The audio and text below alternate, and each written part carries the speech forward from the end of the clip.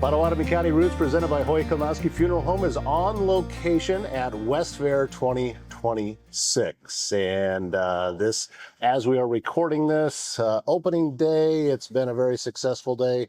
This is Lori Tiarks, who has also been very busy. Yes. Yes.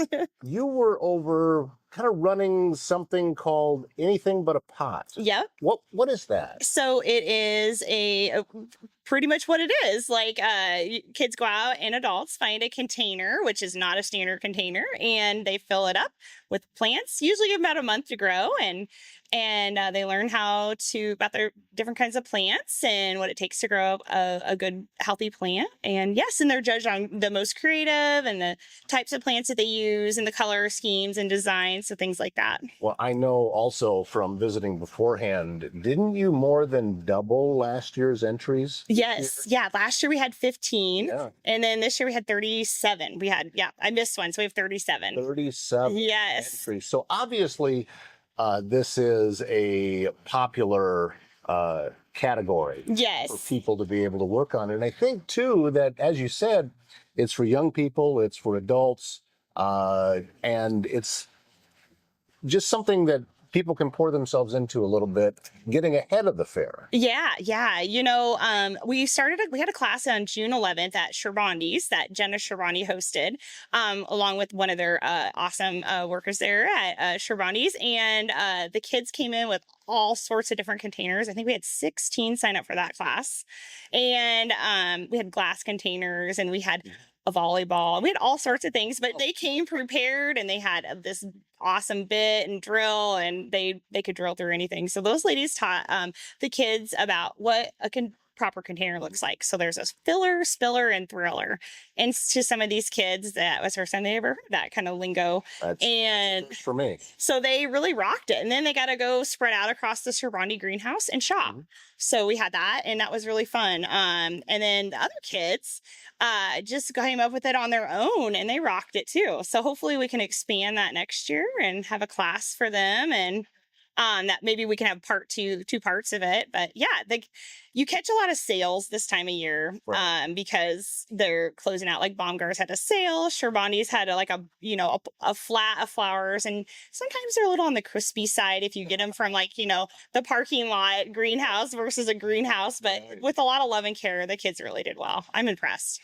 I have noticed that there are a lot of entries in all of the categories. Yes. This year. I'd heard that all the animals was up. Yes. There was a lot more entries this year. There are. The only one, I'll put a little plug in, if you want to be a future sheep exhibitor, we could use more sheep exhibitors. Yeah. Yes.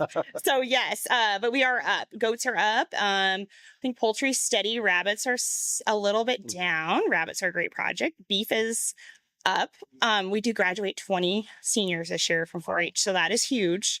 So hopefully we can, with our clover beds and our up and coming clover bed juniors, we can replace those people. And we're up on horse numbers. I think we had only 7 last year, and we have 11 this year. Swine is at its highest. It's been in a long time. Yeah. What do you credit this to? Can you pinpoint why we're seeing an increased interest in doing things to be able to come to the fair? I think it just goes back to, a lot of it comes down to finding our roots and going back to our own, that homegrown style, maybe places where they can find their own piece. Like gardening is something that helps them. They see beauty, so they want to do that. Kids automatically kind of gravitate towards things that bring them some sort of creative outlet and something that slows them down a bit. These are busy kids. It's amazing that these kids get here with the things that they have going on in their lives. They run hard all year at school and all the multiple sports, on top of taking care of these livestock all year long. So it's pretty amazing that they could throw in these static exhibits where they're judged in visual arts, home improvement, woodworking, on top of their animals, on top of a fun class. So there's a lot. You you come from a family that's very big into the fair, big into 4-H, all of these things. So it's Was it just kind of a natural thing for you to, as you became an adult, that you would, all right, I'm just going to move into more of a service leadership role now? I kind of came by it by accident. A good friend of mine, her boys joined 4-H, and that was when they just started the clover beds. Because when I was in 4-H, you couldn't join until you were at third grade, Okay. and getting ready to go in your fourth grade year. Now you can join as a kindergartner, and so I was like. She mentioned it, and I was like, "Ooh, that's a long time to be in 4-H." Growing up as a 4-H kid, I kind of knew what the road looked like, and so then I decided to um, join, and my boys were third grade and I think kindergarten, second grade, just finished second grade and kindergarten, and at first I just kind of observed, and then they needed a clover bed leader, and so then I stayed on as a clover bed leader.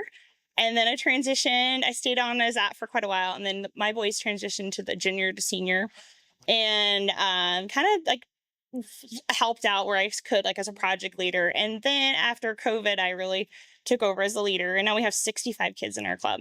Wow.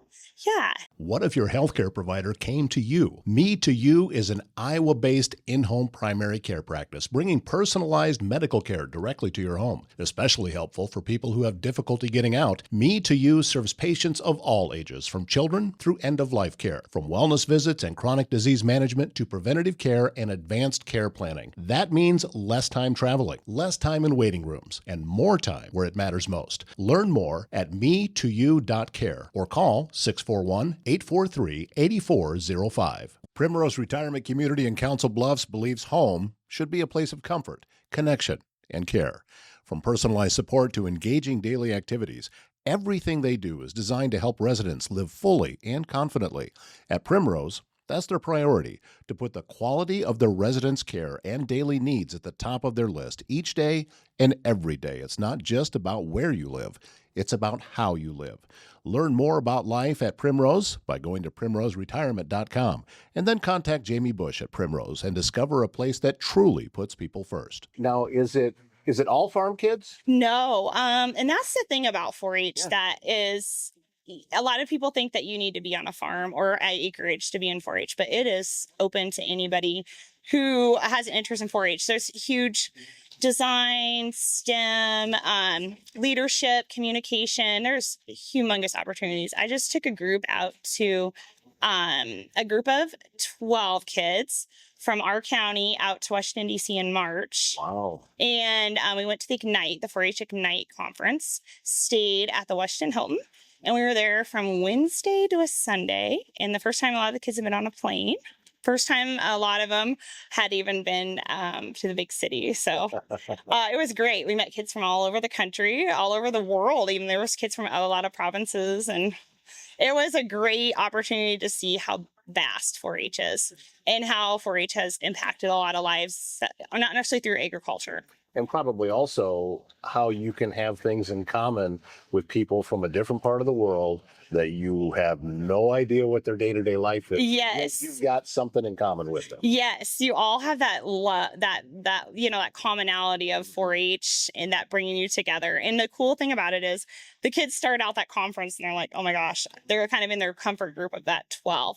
And then they see they have to sit at different tables and they have to go to different things. And they start branching out, and then they're all, exchanging Snapchat things. And so I made them a goal of meeting one new person, and they all are keeping in contact with them. And honestly, like my son, he did not make it to the national level, but he went to the state 4-H conference in Ames that they have every year. And he met a friend his 8th grade year.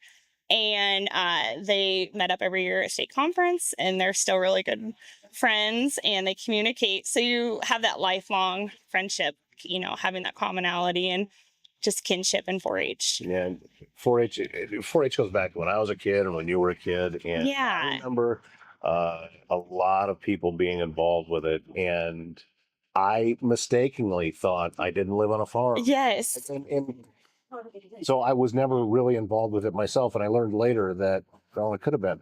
It wasn't necessary. Oh, you totally could have. I do think it has evolved. Yeah. I think it's evolved since I've been in it, and it's changing since my boys have been in it too. We are trying to find more niche, like spin clubs. So this year, our 4-H coordinator, Jenny Vincent, had a photography club where the kids met for 6 months and they had a different theme each month. So they polished up their photography skills. When they worked in unison with Iowa State University, they have a photography and design person who gave them tips and tricks. So there's a lot of resources we can gather from Iowa State that helps us better our craft. Let me ask you this: with all of your experience in 4-H as a young person, and now as an adult, seeing young people learn some of the same lessons, and probably there's some differences, Yeah. too. But which, as you look back on it, do you think you find more fulfilling? Being involved as a young kid, I see a lot of things in these young children that I had. I was shy. I could not speak in public. Like, it's getting up in front of because every month the kids give a presentation, and then just taking that shy kid and knowing that you can do hard things and having to power through them because I was going to get that done. That was a requirement, so I was going to fulfill it. The reason I laughed at that, Lori, is because I was the same way. Look what I do for a living. Yeah. But yes. that's who I was. Yeah. I was petrified, scared to death. Oh, it's just the worst. Yes, you're shaking, and the more you get to talking, your voice quickens. Yes, I told the story on the show before that after reading one of my poems that I had to write in English class, I think it was language arts is what they called it, and my voice was shaking so bad that one of the girls said it sounded like he was crying. I've definitely had some of those speeches. Yes, that's where I came from. And to be honest with you, there's times when I see somebody sitting in your chair and I can tell that, okay, nerves has gotten a hold of them. Because sometimes it can kind of take on a life of its own. Oh, it can. Once it gets a hold of you. It spirals. Yeah, it can do that. So that's usually when I will take over the conversation a little bit more, kind of bring them back, let them know. Yes. You don't have to always talk. It's okay. But these are things that I have learned in my career that, from what you're saying, that's the same kind of thing that can be learned in 4-H, even though it's probably not a public speaking class. No, it just comes by nature of it. But it just comes along with it. Yeah, I think the whole it originated in Iowa, and I think it was created by a teacher, 4-H was, and her whole background was just to empower youth as an individual and to find those leadership skills that you kind of have kept hidden. Like they're there. It's just you haven't tapped into that potential. So it's just been super rewarding for me as a young kid growing into 4-H, and then as a mom and being a 4-H leader has been really rewarding for me. I told the kids I retired this year after 12 years of 4-H. So it's kind of the end of an era for me here at Fair. Wow. So a little bit of emotion attached to this then this year. Yeah. Wow. I'm telling you, I am. Part of the reason that I'm loving it out here so much this year, let's be honest, the weather. It's a phenomenal day. It is so good. Yeah. And they definitely came through on this one and gave us a good one. If you have a leak, a clogged drain, or even if you're planning a big remodel, Waldstein Plumbing in Council Bluffs has you covered. With fast, reliable service and expert craftsmanship, handling everything from small repairs to major installations. They're locally owned and trusted and take pride in doing the job right the first time. Residential or commercial, big or small, when plumbing problems strike, they're the ones to call. Visit waldsteinplumbing.com. Finding the right care for a loved one can feel overwhelming. Assisted Living Locators is here to help. Jean Bonker brings more than 30 years of experience serving families and has personally navigated the challenges of elder care. She understands the questions, the emotions, and the weight of these decisions. Jean becomes your advocate, guiding you through options with clarity, compassion, and personal support every step of the way. Call Assisted Living Locators at 402-690-5467 and move forward with confidence. The forecast have been saying that we're going to get rain today, sprinkled a little bit, and not a whole lot else. I keep seeing the rain changing. As this comes out on a Thursday, I know. I hope we get something. Changes we had quite sprinkles. a bit. Yeah, we did have a little bit. I know that the ground out here is not the friendliest to water. No, but we're better than some. At least we're on a hill and not a hole. Yeah, very true. But there's kids are walking around smiling. Oh yeah, they're having the best. It's like Christmas in July. I've had more than one come up and say, "Hey, can I be on your podcast?" Oh, that's fun. Oh, it is fun. And what are we going to say no to that? Yeah, and they just gave their monthly presentation. They could go back to their 4-H club and be like, "Hey, I was on Todd Studer's podcast." And they, well, one young lady who I'm hoping that she comes back because I told her, "Hey, around this time, come on." Yeah. She's from Beebeetown. She is showing a steer here at fair, and she was just so sweet how she asked me. Oh, It was awesome. it was like she was shy, but at the same time, no, I want to do this. Awesome. I think she's in my 4-H club. Oh, okay. So I hope she does it. Okay, that could be it. So I'm just having such a great time out here. I'm so glad you came out. Everybody's been so friendly with, from the fair board, people on staff, making sure that we've got a spot set up to be able to do this. The fair board works so hard all year long, and I work on an extension side, and we work unison. They lion's share of the work for here, and they create a place for us to come for our 4-Hers, and takes on a whole life of its own here, but it doesn't come without lots and lots of planning and a lot of sacrifice of their time and their family's time. And yeah. You had talked before we got started. You'd mentioned that a lot of times coming to fair and getting ready for fair is kind of like getting ready for Christmas again. Mm-hmm. Pulling out all the same stuff that you used to. Oh gosh. What stands out to you as you get ready for fair that you really look forward to? That this is something that I have to make sure that I get to experience every year. Oh gosh, even just today, the buzz that there was just like this vibe going on as soon as the kids walked in with their static exhibits and the cattle got weighed in. Last night we did the sheep, and they're all comfortable now, and the weather helps. But just the vibe of everybody, the excitement. It's just a feeling you can't replace. Of like you know how much work you put in to get here, and I think to a lot of us, no matter how it all goes, we're just here to learn, to enjoy, and have experiences. Well, and the other thing too is with all of the talk about the expansion, with the renovations, with everything at Westfair, Mm-hmm. It could have been easy to forget that, hey, we got a fair to put on. Oh, But yeah. nobody did. Oh, no, There's still a great fair happening this year. Oh, it's just great. And I think there's a little bit of a buzz in the air that like, well, we were excited for the future, but we'll make the last kind of how it looks. We'll make it a good experience. Yeah. Yeah. This is the type of thing that we'll around taking pictures. We can call them before. Yes. Yes. Because I'm not sure when they're going to be. I know that there's a lot of infrastructure work that needs to be done, by the way. Yeah. So, it's water, electricity. Yeah. All of the things that have to happen in order for everything else to happen. It's not showy.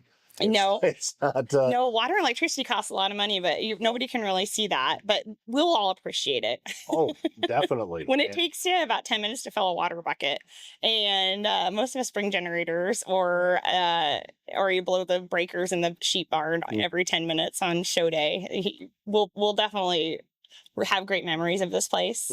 But we will know that we build it for the next legacy of our kids, and obviously coming in by great numbers. Yeah, and I'm excited for that. And I know that as these renovations take place, you're going to see more and more interest in that. And I firmly believe you're going to start to see even more growth. That will be exciting. Yeah, we're here for it. 4-H, we actually have some of the highest enrollment in the state in our county. Enrollment is dwindling in some counties across Iowa, just given a lot of different factors. So we're very blessed to have a high enrollment here in Iowa, in this part of Iowa. I grew up in Northwest Iowa, so for me, yes, Clay County Fair was big. We called it the Spencer Fair because that's where it was at. Was in That's Spencer, right. Iowa. Yeah. But I think with the location that we have here at Westfair, I can see that level of happening here. I know it's hard. It's hard to kind of wrap my head around that could be that way, but that's exciting too. Yeah. The potential and all these wonderful youth and families that could be a part of that in some way that I think they don't have any idea what's coming. Well, thank you for your years of dedication, Lori. Thank you Yeah. for everything that you've already poured into this year's fair, and enjoy this one. Thanks. Really focus in on it, because I can tell that you know that there's going to be a shift here, and Yeah. just absorb every moment that you can. Thank you. It'll be fun. Yeah. Having a senior in high school and already graduated, he puts it into perspective. So when I want to tear up, he's a wonderful kid. He's ready. He's ready for the next step. So, yes. Well, this is Lori Tiarks, and get on out to the fair, Yeah. West Fair 2026. Want us to give a special thank you to Hoy Kolnoski Funeral Home for being our presenting sponsor and our title sponsor on Pottawattamie County Routes. If you would do me a favor, on whatever platform you're watching this on right now, could be a number of different things. Might be a like button, maybe a share, follow, subscribe. Could be any of those things. And if you click one of those buttons, or maybe more than one, it helps the algorithm know that this is the type of content that you want to see, other people want to see, and it pushes it out even further. And more folks in the area can find out about all the great stuff that Lori was just talking about, and that we can get even more people out here to West Fair 2026. So that's going to wrap up today's show. Thank you so much for being a part of it. My name is Todd Studer, and we'll see you next time.